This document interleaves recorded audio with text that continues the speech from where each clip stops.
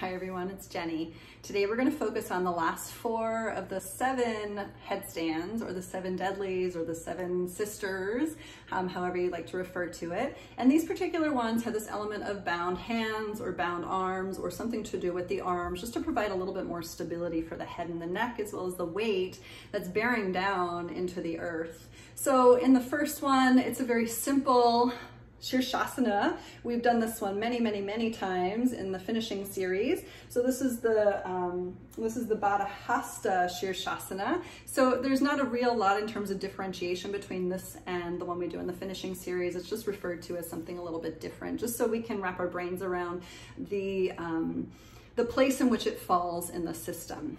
So the first one is here. The second one has the arms here, in which we're gripping the elbows, the hands around the elbows, or upside down in Shirshasana.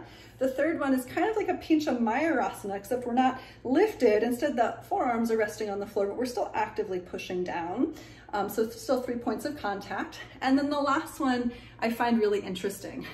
You bring the hands here and the elbows to the floor, and we're lifting up into Shirshasana that way. So they're all very interesting. Like I said in the previous video, there's the element of lifting up from maybe a downward facing dog. And certainly for these, just put the knees on the floor just to enter in, so that way you don't feel like there's so much going on simultaneously, and just work up to the transitions. And then certainly as well, use the wall, because these feel maybe a little bit less, I don't know, whatever your experience will be. You'll see when you get there. It'll be interesting. Please make sure if you are finished with headstands though, that you always come down and take a child's pose. You just want to release the cervical spine from being upside down for so long. So let's head in. The Baddha Hasta Shirshasana A is the Shirshasana that we're so familiar with from the finishing series. So here we go. And we'll enter in from the downward facing dog. And like I said, you can always put your knees on the floor to enter in, so no problem. So again, there's always the transition. So entering in from your normal, piking up for 1, 2, 3, 4, and 5. The exit is the pike and the chaturanga hands. So just really power up the core so no weight goes into the head, and switch the hands to chaturanga. Upward dog, inhale. Downward dog, exhale. Second one, same sort of a thing, but the arms are in front of the face. So let's come down to the knees to set this one up. Grabbing elbows. And you're really going to thrust down into the ground with the elbows and really activate your arms, activate your shoulders, finding everything squeezing, working on that pike up. 1, 2, 3, 4. Same thing on 5, pike halfway, take chaturanga. Here we are. Upward dog, inhale, keep rolling off my mat. Downward dog, exhale. Okay, that was awesome. So we'll take the others. Here we go. Come on down to the knees. I'm gonna walk a little closer to the wall for this one, because this one's strange for my body, for whatever reason. Head to the floor, elbows to the floor, hands on the floor. So much like Pincha Mayurasana, you just don't want the elbows to splay. So really try to traction and adduct the arms inward toward the head the whole time. Here we go.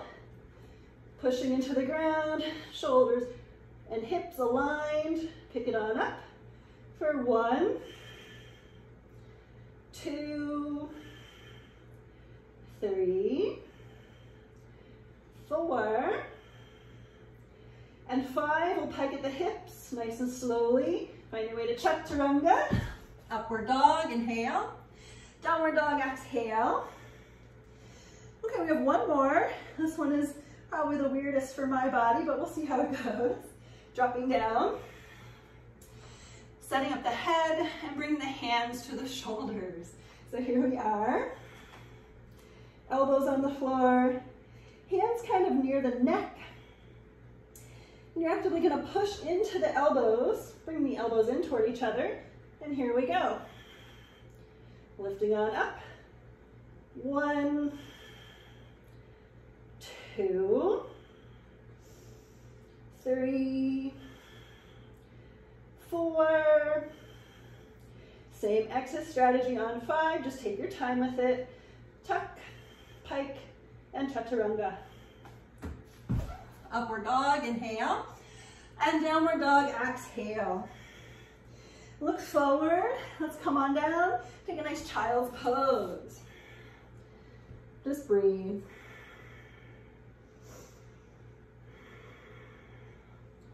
Releasing the cervical spine. Releasing the breath.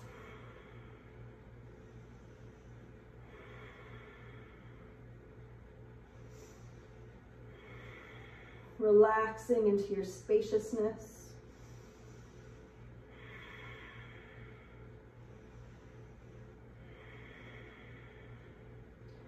And then when you're ready, you can bring the hands underneath your shoulders and come on up. Typically, we would head into the Urdhva Dhanurasanas from here, but we're not going to do that today.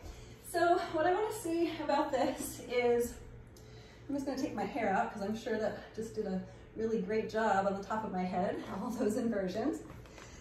Typically, in the Ashtanga practice, we actually wouldn't use a wall, right? We would be in the middle of the room and we would be trusting and hoping that we wouldn't fly out of these things in some crazy, odd manner. And certainly we don't want to hurt ourselves. So there's that, right? So what is typically invited is to fall out of these things into a back bend. So my recommendation for you is please be mobile first before falling out of any inversion into a back bend. Make sure you have a lot of activation into the upper back. You've had lots of opportunity to work your upward facing dogs. What's cool about the 7 deadlies is by the end of the second series, you're probably strong enough to withstand all of these in the middle of the room because we've done all manner of other things to really build super strong strength. And B, you should be able to fall out of these into a back bend in theory because we've also done at the beginning of the second series all those back bends. So your body should be nice and warm enough so that way a back bend feels possible in a way that's not debilitating nor crashing you to the ground. So if you're feeling like, well, you're not really working through the second series, you're certainly not really warmed up then, nor are you prepared to fall into a back bend, which is why perhaps you would choose to practice these inversions with a wall. So that way you don't fall out of these onto your back on the floor, okay? So I think that's all I have to say about these. They are super fun. They're sort of interesting, right? In the way there's different arm positionings. And the only other thing I want to say is these really want to power us up for what's to come in the third series. It's interesting to take note that at the end of the second series, these are inserted, but once you start working on the third series, these are completely taken away from the practice because there's so many additional inversions in the third series. So if you're kind of an advanced practitioner, you'd be working up through the poses right before the 7 sisters, and then you'd head into the third series, the advanced A series. And you have lots and lots and lots of opportunities for inversions in the third series, plus legs behind the head. So that's kind of fun. So anyhow, that's kind of what's to come. But thinking about your inversions, build the strength, build the foundation. The Shirshasanas are really amazing. So continue to play with your Shirshasana in the finishing series and really work on mastery there. And these particular 7 sisters at the end of the intermediate will feel doable, possible, and probably more than obtainable. So thanks everyone for watching, and let me know if you have any questions about any of these. Okay, namaste.